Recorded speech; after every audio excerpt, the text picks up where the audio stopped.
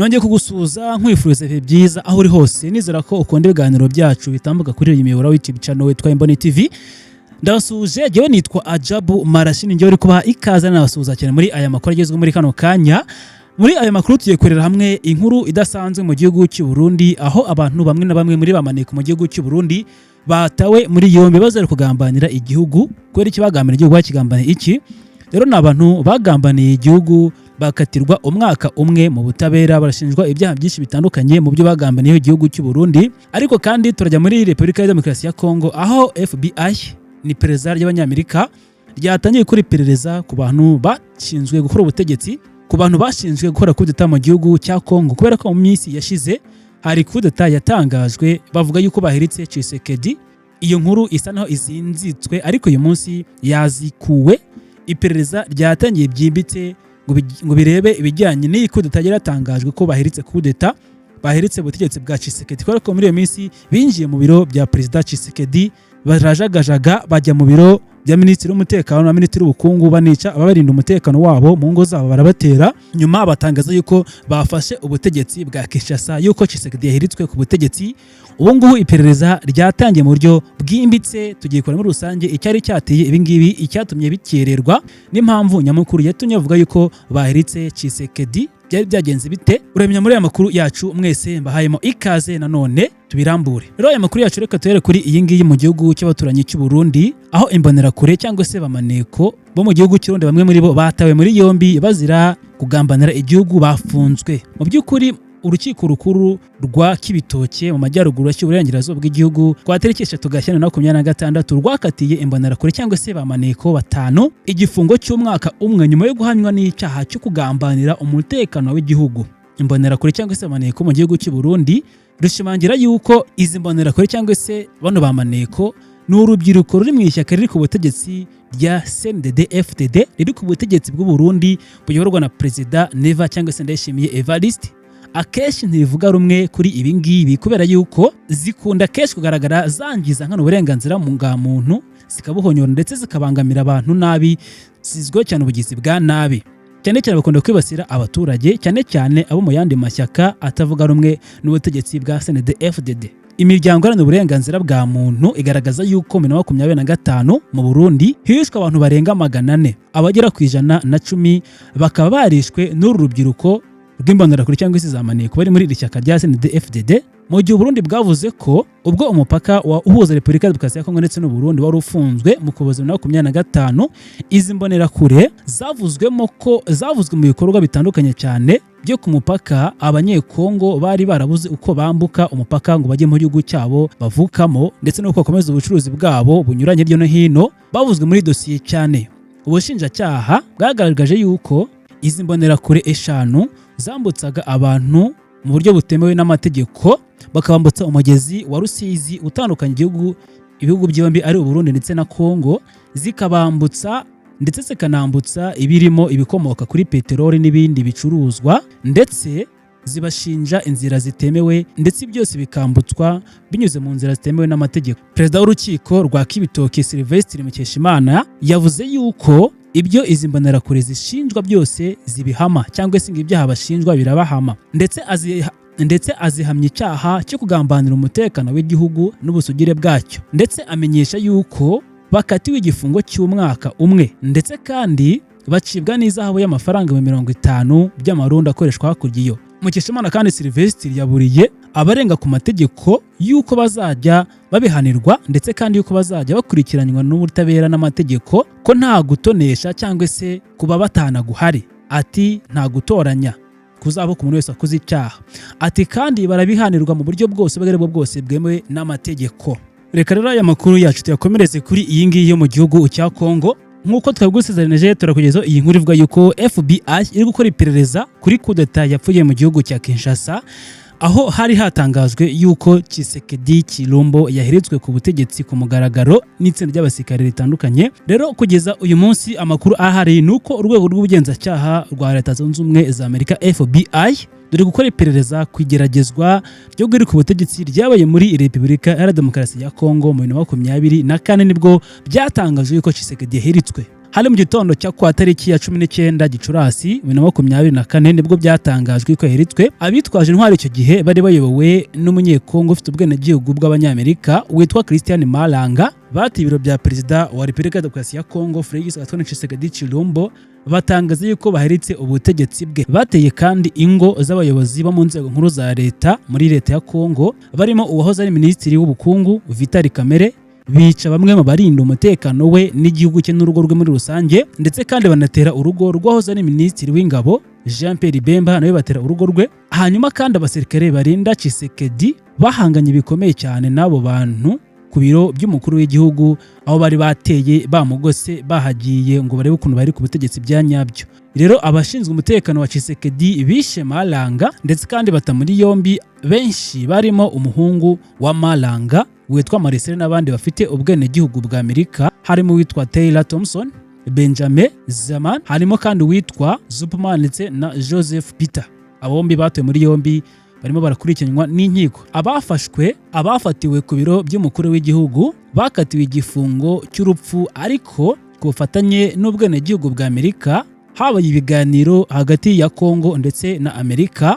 Hanyuma Kongo ibohereza i Washington muri Leta Zunze Ubumwe za Amerika muri Mata 2025 kugira ngo bakurikiranywe n'igihugu bakomokamo banahanirwe n'inkiko bakomoka. Minisitiri w'ubutabera muri Leta Zunze Ubumwe za Amerika yatangaje ko abo bantu bafunzwe bakurikiranyweho umugambi wo gushyigikira ibikorwa by'iterabwoba, gukoresha intwaro zangiza byinshi, kugaba ibitero ku bikorwa remezo bya leta, umugambi wo kwica cyangwa se gushimuta. Ibi nibyo bari gukurikiranywa mu nkiko. Radio mpuzamahanga y'Abafaransa RFI iyo yatangaje yuko mbere y'uko urubanza rwabo rubera muri Leta Zunze Ubumwe za Ottawa muri Werurwe 2026 ko aribwo ruzatangira uru rubanza rwabo, abakozi ba FBI bagomba kujya i Kinshasa kwikorera iperereza ku byaha aba bombi bakekwaho ndetse n'ibyaha bakurikiranyweho, ndetse no kwisuzuma ryimbitse rizakorwa nabo muri FBI ku bizasuzumwa neza bakareba ku byangiritse ubwo kudeta yageragezwa muri kino gihugu cya Kongo. Mu bo bateganijwe yuko bazabaza abakozi muri FBI bazabaza barimo abo mu nzego zose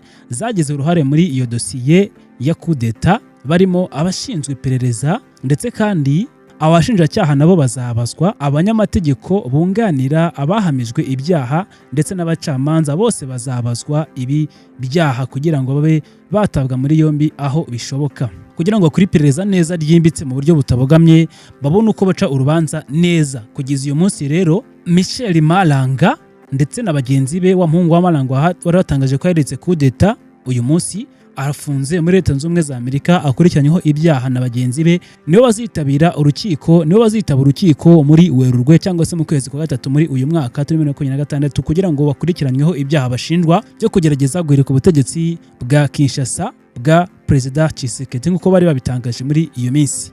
Dore ndabashimye mwese ko mwabanye nanjye muri kano kanya kuri channel Twaimboni TV. Ngushimire wowe wabanye nanjye cyane muri kano kanya. Kubwira ngo ufite igitekerezo, inyunganizi cyangwa se ikibazo watwandikira muri comment. Njyewe nitwa Ajab Marashi. Imana ibarinde, naho ibiganiro byacu byo birakomeza. Jabless.